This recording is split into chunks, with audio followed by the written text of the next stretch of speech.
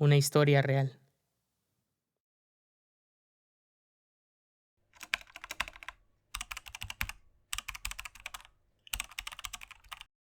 Bienvenidos a un episodio más de El Tupa. Antes de continuar con el siguiente relato, me gustaría que dejaran su comentario aquí abajo. Incluso si tú tienes alguna historia o leyenda, déjala aquí en un comentario para que nosotros la podamos contar a toda la comunidad. Suscríbete, comparte y dale like a este video. Esta siguiente historia me la contó mi abuelo y según él fue una historia completamente real. Algo que le pasaba a él por ser una persona muy trabajadora. Si tú tienes un abuelo que te cuenta historias, agradécelo porque hay millones de ellas en todo el mundo. Esta es la de mi abuelo. Él era una persona muy trabajadora. Toda su vida había sido así. Siempre se despertaba aproximadamente a las 3 de la mañana.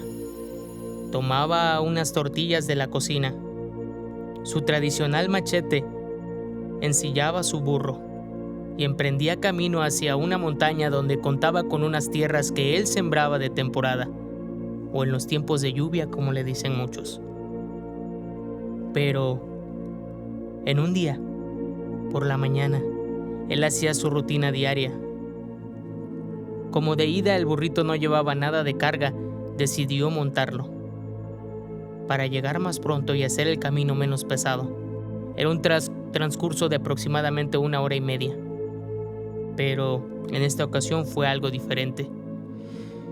Montó su burro y emprendió camino, pero llevaba aproximadamente 1 kilómetro recorrido cuando empezó a sentir algo completamente diferente. Él no le tenía miedo a absolutamente nada. Y cada vez que yo le decía si sentía miedo, él siempre me respondía: hijo, hay que tenerle miedo a los vivos. Los muertos no te pueden hacer nada. Casi nunca sentía miedo, y yo admiraba mucho a mi abuelo por eso. En esta ocasión, llevaba, como les comentaba, aproximadamente 1 kilómetro recorrido, cuando, a lo lejos, escuchó el canto de un gallo. Él siguió su camino y emprendió una barranca. Estaba muy profunda, apenas había un caminito por la orilla para poder pasar.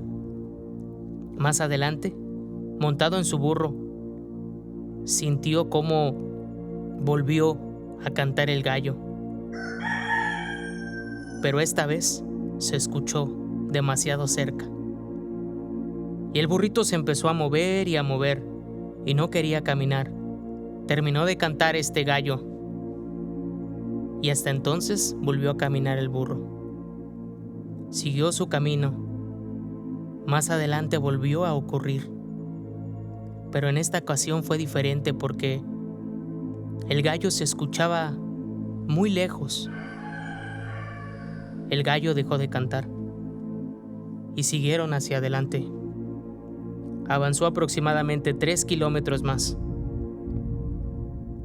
cuando volvió a suceder, pero en esta ocasión fue en una barranca aún más profunda. Era como la parte más misteriosa de todo este lugar y donde la gente rumoraba que se aparecían cosas. El gallo no dejaba de cantar, pero en esta ocasión el burro no quiso pasar. Empezó a reparar y incluso quiso tirar a mi abuelo. Mientras el gallo cantaba y cantaba, el burro no avanzaba. Era muy extraño, él decía, pero como les comentaba, él es un hombre que no le tenía miedo absolutamente a nada. El gallo dejó de cantar y el burro empezó a avanzar. Más adelante volvió nuevamente a suceder. El gallo cantaba a lo lejos. Se escuchaba claramente. Mi abuelo describía que el canto del gallo era un poco extraño y raro porque al final parecía como si fuera un tipo lamento. Y el burrito otra vez lo sentía pesado y no quería avanzar. Por fin se cayó el gallo y siguió Llegó hasta la cima de la montaña y llegando a la montaña, justo en la cima donde ya se encontraban sus tierras, sintió nuevamente que cantaba un gallo, pero en esta ocasión el gallo cantaba muy cerca.